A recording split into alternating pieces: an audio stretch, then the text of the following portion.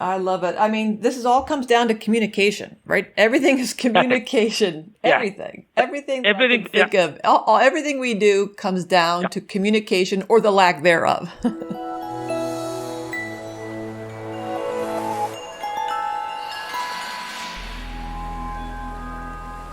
Welcome back to the Faculty Factory podcast, friends. I'm Kim Skorupski from Johns Hopkins.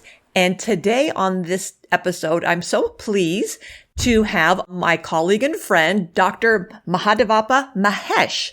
Dr. Mahesh is a professor in the Department of Radiology and Radiological Science and Medicine Cardiology. He is a physicist and he is the chair of our School of Medicine Faculty Senate. Dr. Mahesh, thanks for being on the podcast. Looking forward to your talk.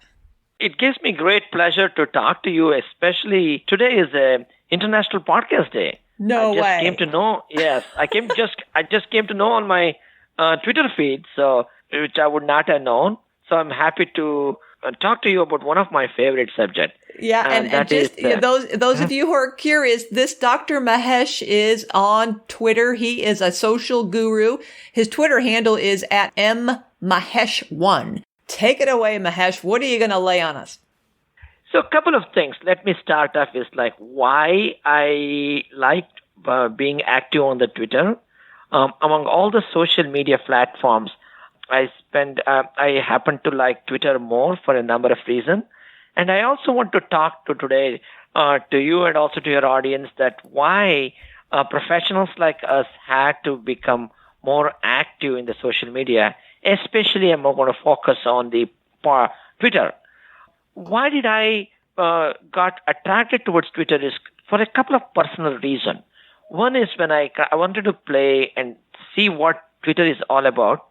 Then it dawned on to me that if I have a Twitter account and if I liked a tweet, it'll remain in my tweet account forever, which means I could now use Twitter as a virtual hard disk for any links I like to see in future. For example, I'm going through the Twitter feed. I saw an interesting article, a scientific article, and if I like the tweet, and that will remain in my account, and later day I can go back and open up like folder and connect to the link, and that link is still active. So, especially for scientists and the physicians in our Hopkins system, junior faculty, they can certainly use this in addition to their own reference manager. They can use this as a active virtual hard disk. That's one thing. The other thing is like, I also see that Twitter, I get to learn a lot of new things, not only in my field, but I'm also interested in things, what's going on in other field. I can watch that in the Twitter. For example, I'm a medical physicist, but I'm also interested in other aspects like social science aspect. If I'm only focused on my in my field, in my library, all the journals are related to my field, radiology, cardiology, and medicine and medical physics. However, acting on the Twitter, I'm now exposed to articles in social science, social psychology, or in the time of higher education. And that intrigues me and has allowed me to learn a lot more new things.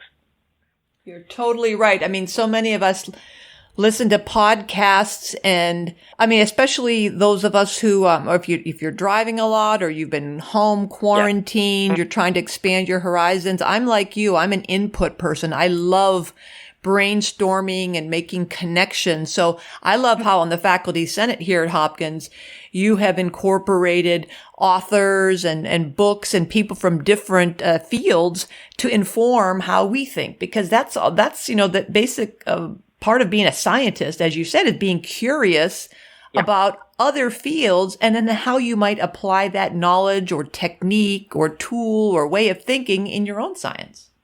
That's exactly true, because we in the science field, as a scientist, a professional, the first thing is like we need to be curious. And one way to be curious is not only confined to our own subject matter, but when you're curious about other things, we develop a holistic view of the whole world or the science or the society.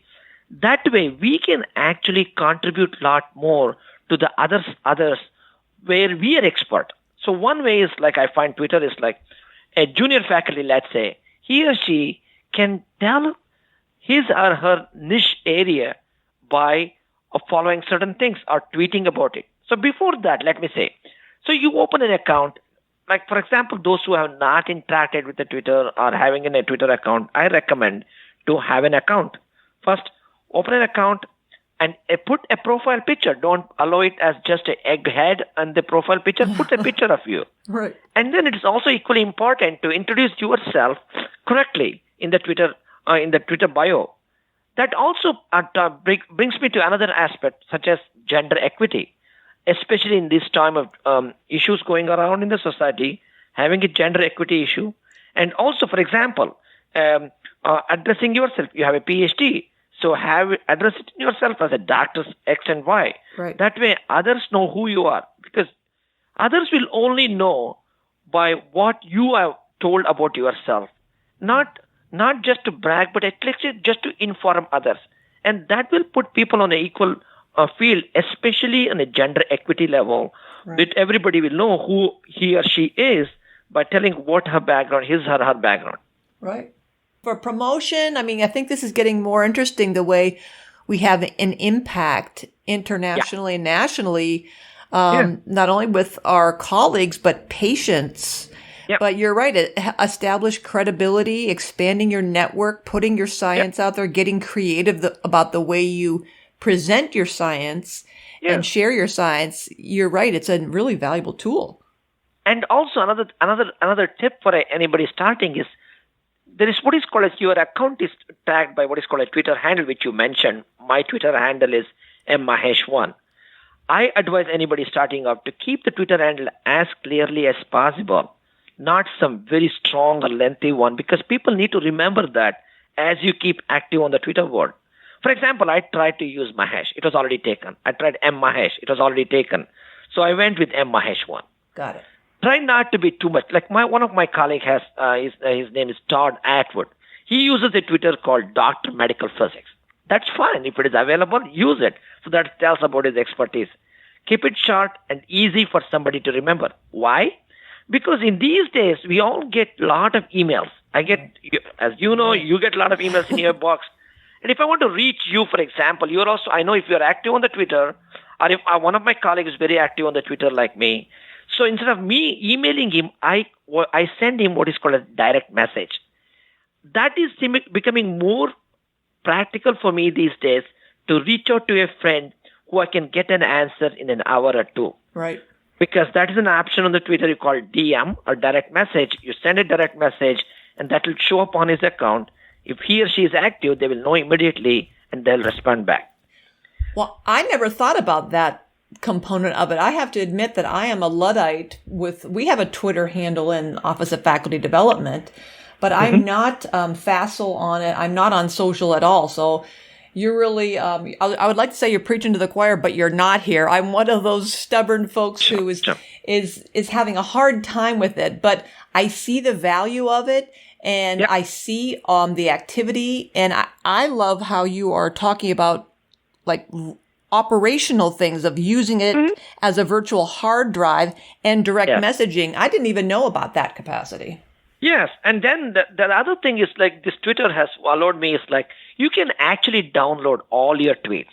I have thousands of tweets which are done, but I can download it into a PDF. And that's another thing which is possible. Now I can walk through and see what are the tweets I did in the past, like 10 years ago. I can even search for my first tweet. The other things, coming back to the communication aspect, like for example, some people, they are not active, they're scared of this Twitter. First thing is like they're worried about social media. Right. It's too much distraction, it can take away too much time, and it can also lead to like all this negative exposure, blah, blah, blah. Right. The good thing about Twitter is, you can actually allow yourself how much to engage or not to engage. For example, if I had tweeted something and I get a lot of, somebody trying to troll. Troll means like somebody trying to reply back and trying to engage you in a negative conversation.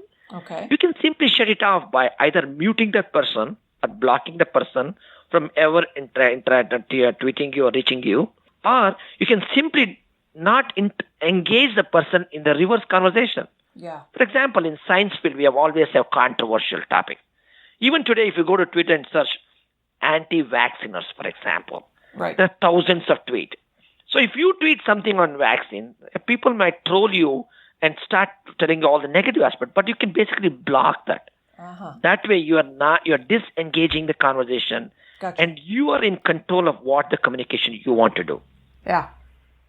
Can you talk a little bit about Twitter chats? So in the AAMC, the Association of American Medical Colleges group on faculty affairs, we have Twitter chats. And we do those monthly through our communications subcommittee. And I need a little bit of help because I engaged in one, and it was kind of like all these conversations going, and I really was having a hard time catching up and following the chain and the link. And by the time I'd want to reply to something, I kind of felt like the chat was moving, like in the Zoom room when you have a chat feature. You think, oh, wait a minute, the comments were flying in so quickly. I was a little distracted. Can you tell us about chats and the value, the pluses and negatives of that experience? So the tweet chat is an interesting phenomenon. It's catching up pretty fast, especially a lot of the journals, a lot of the societies are engaging because that is another way for attracting membership and keeping them engaged.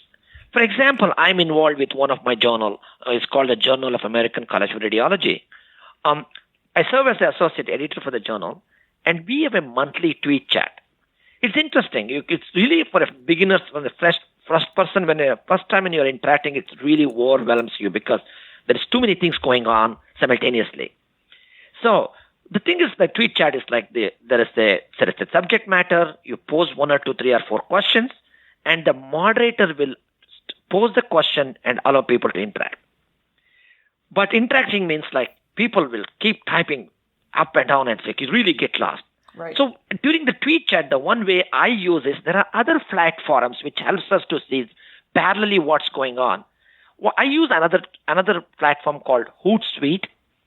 Hootsuite is a company which allows you to engage which you can actually, Hootsuite is a platform basically. You can simultaneously tweet or send message to multiple social platforms at the same time. You can even customize what time the tweet will go and so forth.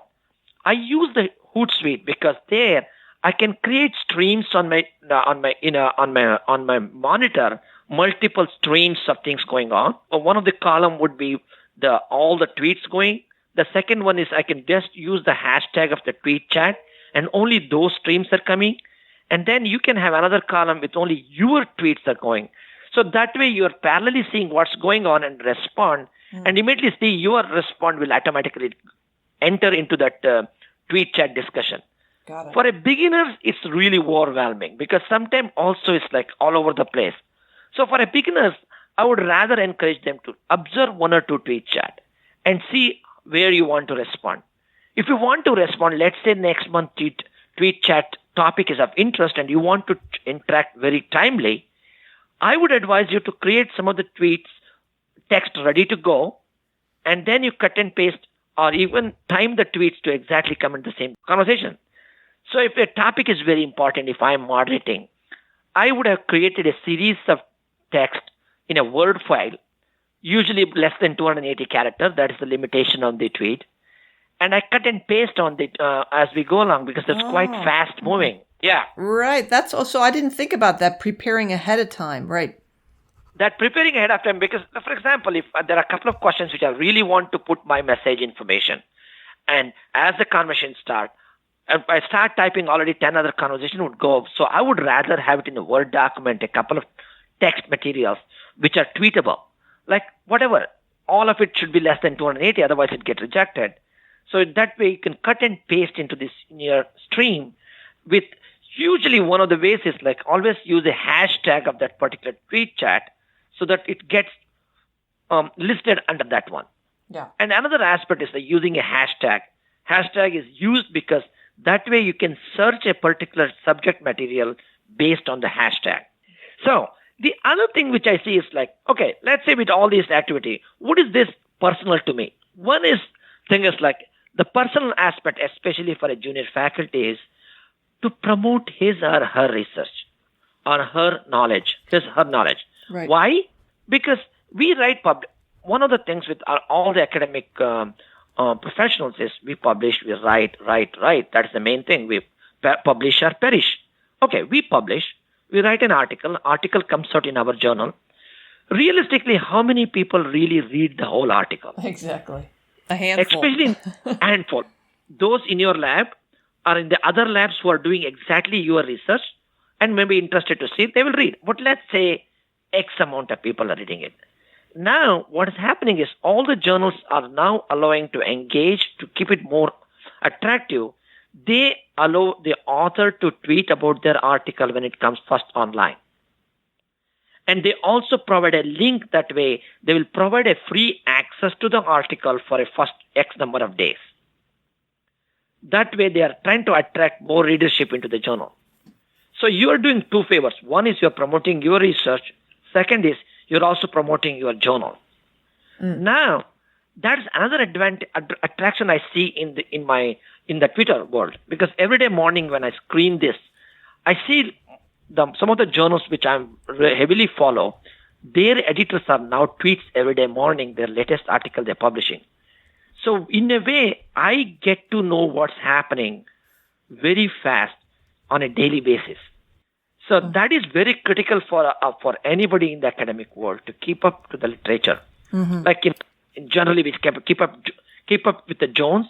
Right. My word in academic is keep up with the literature. Right. And we have multiple ways to keep up with the literature by engaging, writing an email, like putting or submitting your email so that you can have a direct table of contents to your email box and all those things, which I encourage all my students and all myself. I also do the same thing. But more than that, I see those journals who editors are engaging. They are sending their articles, tweeting about the articles, and I can link it and immediately see it. And I find that to be very, very helpful. In fact, a morning I saw 3 new articles came out in Radiology, which I would have to wait for like a month at the end of the month to see that in the table of contents. Now today I already know those articles have come out, Right. and I already linked it, and I saw the online print edition. So that's one way. Wow. Yeah, you're right. Not only, so if you're not encouraged out there right now to start an account on Twitter, I don't know what'll help inspire you, but you're exactly right. I guess I knew about the promoting our research component and certainly was aware of the networking and increasing visibility. I didn't think as much about the interdisciplinary learning component and broadening out beyond our own industries and departments. So that's new to me. And I guess I didn't think, too much about the cutting edge, leading, hot off the press kind of work. And that you're right. I mean, I'm used to signing up for all the email alerts, but by then, the olden days, it was getting the hard copy journal in your mail. Then we went to email. This is even more cutting edge. So if you want to know and to be at the forefront of whatever and at the front of the race, this is the tool to do that. Yeah. The other utilitarian of this Twitter is like, for example, your Office of Faculty Development 4 days ago tweeted about the necessity for getting the flu vaccine. Right. And where is it available? It's a nice tweet. Now, today morning, I retweeted that.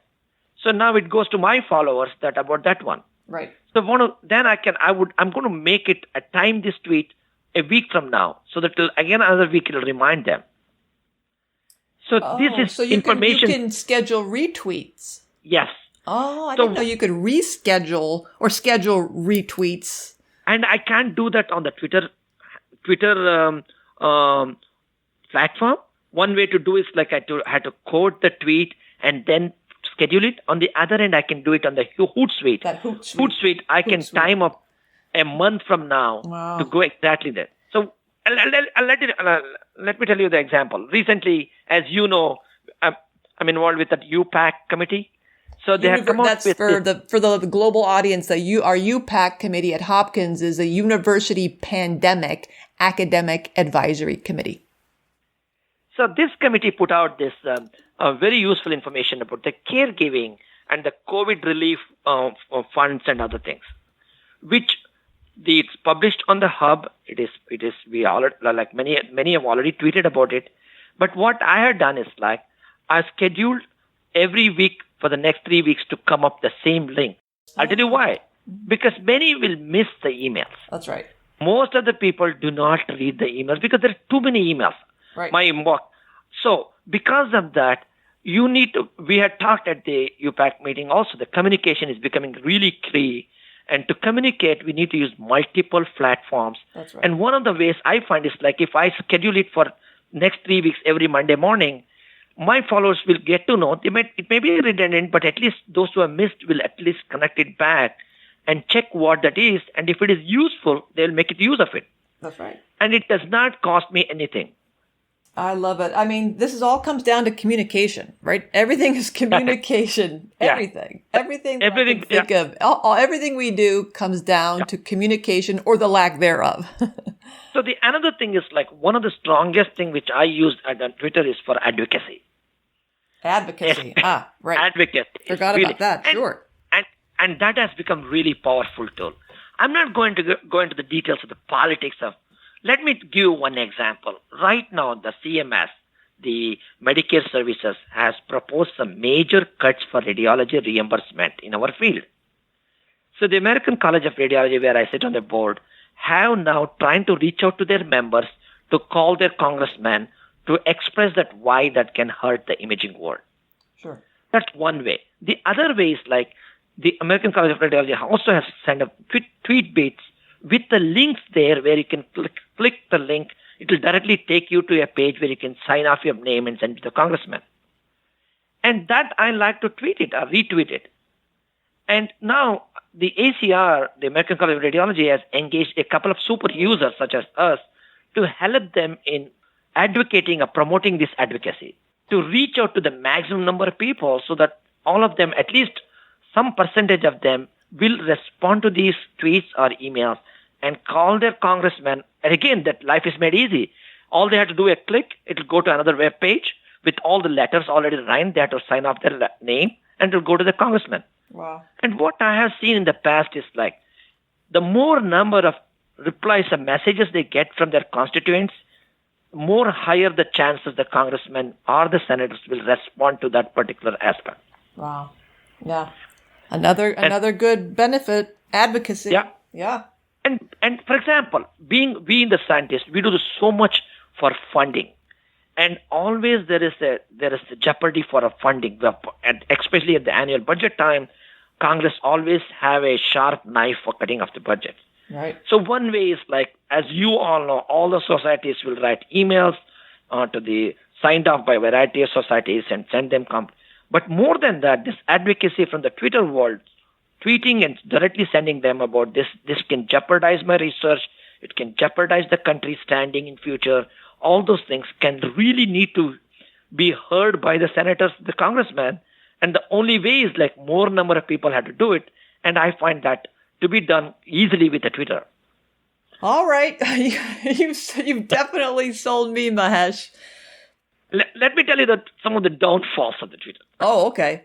I can tell you some, but yeah.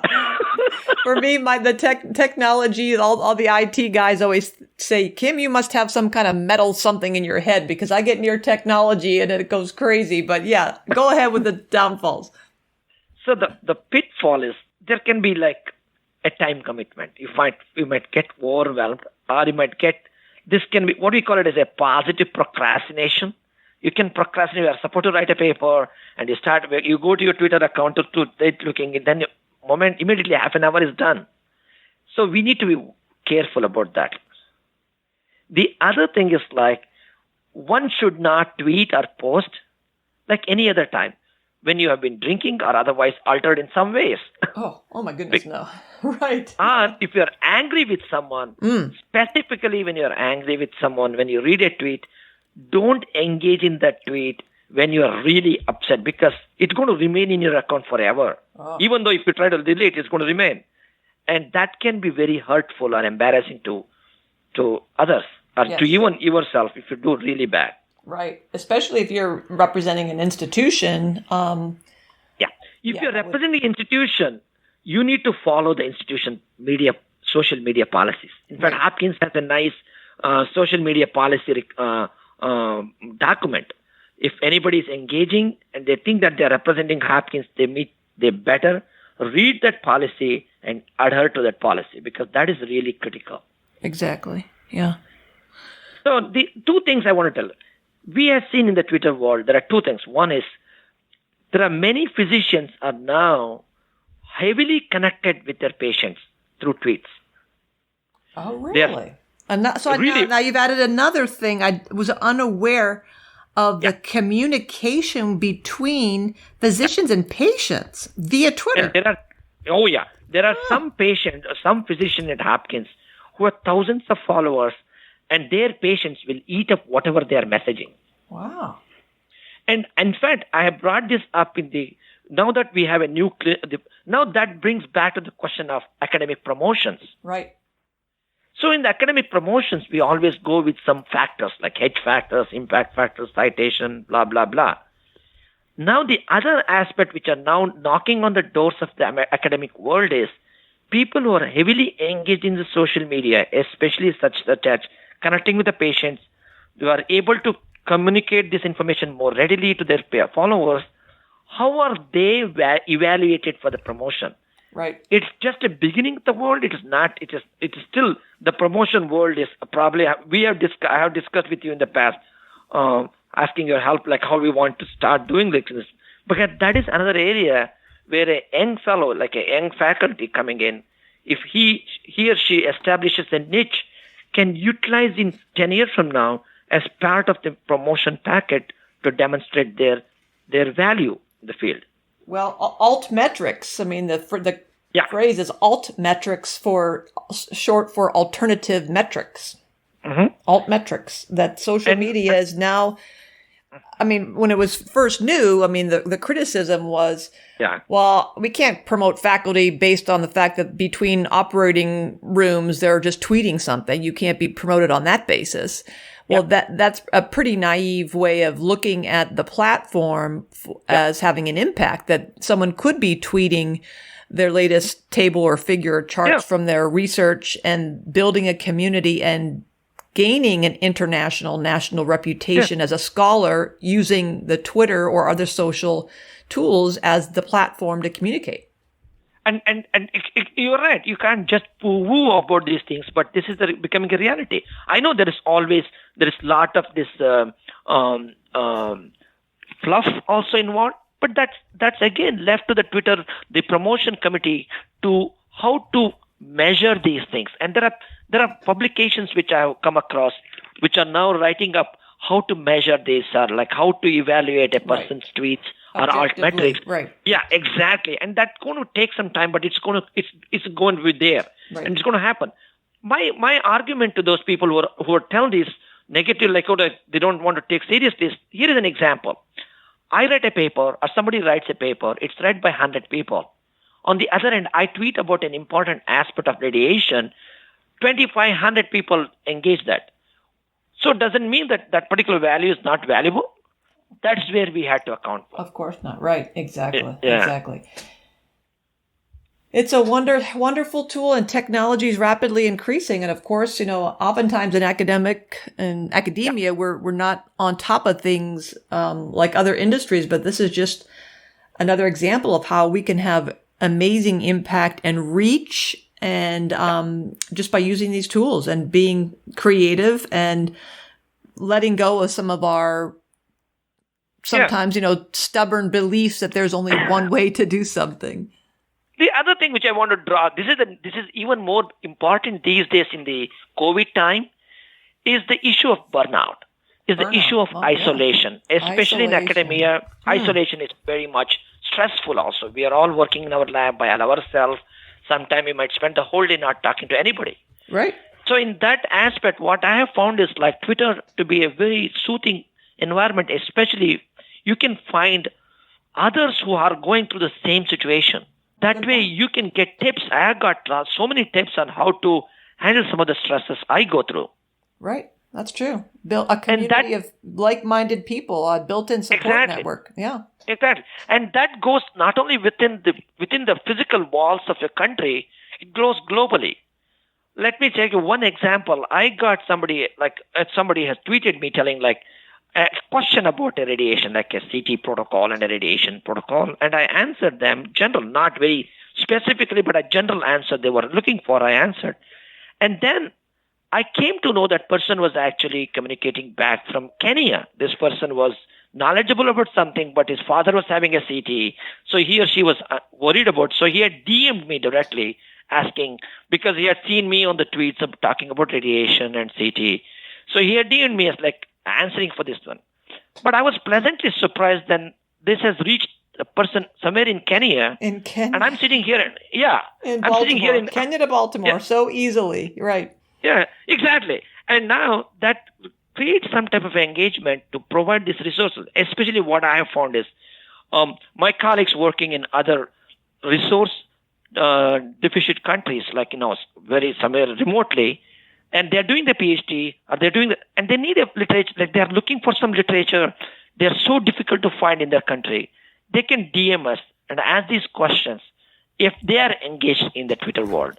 Wow. That is one thing I find it very helpful academically. And I would encourage academicians to seriously look into this one.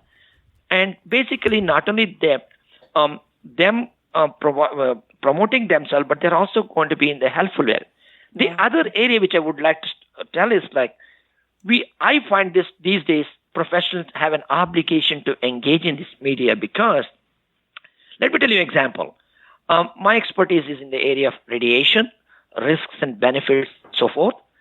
And if you look at the media, anything about medical imaging or radiation or CT, there's so much negative information in the media. Who better to engage that with the accurate information is somebody who is professional working in that area. Right. So, for example, physicians. The physicians, if they don't engage in that particular area or reply them in accurate information, inaccurate information spreads to the world. Right. So because of that, we in the field, like for example, faculty here at Hopkins, deemed to be one of the best peer faculty in the world, we have an obligation to share our knowledge with others when they have questions, not that we are just bragging about ourselves, but at least we are ready to share our information. The truth, science. Science. Exactly. Right. Exactly. So that's another thing which I wanted. Well, I think you've raised another issue about the sharing of materials. What a great example of being inclusive and recognizing the availability and accessibility challenges of other people in other countries, as you point out. So I love that. The democracy of sharing materials freely and easily. So that's another great advantage that I had not considered. So thanks for bringing that to my attention. And that's extremely helpful, especially if you are a young guy coming into the field, he or she, and you're expert in your field. You're trying to establish your own niche area. And you're already, and in your field, in your lab, everybody knows you are expert in that area. But by engaging in the Twitter world, you are establishing yourself as a niche person in this area. Right. Let me tell you another example. We were engaged in the conversation about our annual meetings happening. Annual meeting. It's all from the same group. We are all talking to the choir about radiation, medical physics, and so forth. But I find it more helpful if we are able to go and talk about the same thing to the other societies. So I was making these comments about I wish we had a more opportunity to speak to the others about this radiation. That way we can engage. And organically the conversation developed. And the American Society of Emergency Room Radiologists, I know a couple of they were followers, they engaged in me and they're like, okay, we'll have a panel discussion and we would like to invite you. And I'm not even a member of the society. And now tomorrow I'm participating in this panel discussion with the Society of Emergency Room Radiologists, sharing my knowledge about the advances in imaging and the radiation risk. And I find that that purely happened because the couple of people in the program committee are also active on the social media has provided. Yeah. Another great example of your reaching out for interdisciplinary learning. Yeah. Just by virtue of putting your feelers out there, you've established connections and neural pathways, if you will, that other people can then, you've opened a door and then they can, not only do you travel to their world, they can then travel to your world. And then that opens up opportunities for, as you pointed out, invitations, collaboration. So great two-way field there. these days, one of the very active advocacy happening is gender equality. So what's happening in this, like two examples I'll give you. One example is like when societies are putting out this, their annual conferences or some type of like a web conference, and they have all these preliminary speakers. People are calling out, especially if the panel is all experts of only males talking about female genitalia. That is another recently happened is OBGYN society. Some society had a major international workshop with 6 male guys talking about female reproductive system. And somebody called out another female like, oh, it's good that we don't have any females to talk about, experts to talk about female reproductive system. Now we have to listen only from the males. And that has hit a lot now. Mm-hmm. And now what's happening is every society's program committees are paying attention, or they need to pay attention that when you're putting out a panel, like, the NIH director has now made a statement that he's not going to be on any panel discussion if it is all manels, means like only men. Manels, right. Not panels, but manels, yeah. Exactly. So that is another, and then that is easy to call out on the Twitter, and that has become really changing the whole way we are looking into. Like, for example, if I'm forming a committee in my society, I want to pay attention that has a diversity in that committee. Right.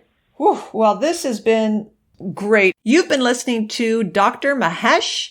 His Twitter handle is mmahesh1. Hope you've enjoyed the session and this episode, and we'll see you next time on the Faculty Factory Podcast. Bye, everybody. Thanks for tuning in to Faculty Factory Podcast. The mission of the Faculty Factory is to build and support a community of leaders in faculty development who share tools, resources, wisdom, and encouragement in service to our faculty members, schools, and institutions. We encourage you to go to facultyfactory.org to find out more, get in touch with me, ask me any questions. Maybe you want to be interviewed on the podcast. Thanks for tuning in to Faculty Factory Podcast. We'll see you next time. The Faculty Factory podcast and website is sponsored by the Johns Hopkins University School of Medicine Office of Faculty. For more information, visit facultyfactory.org.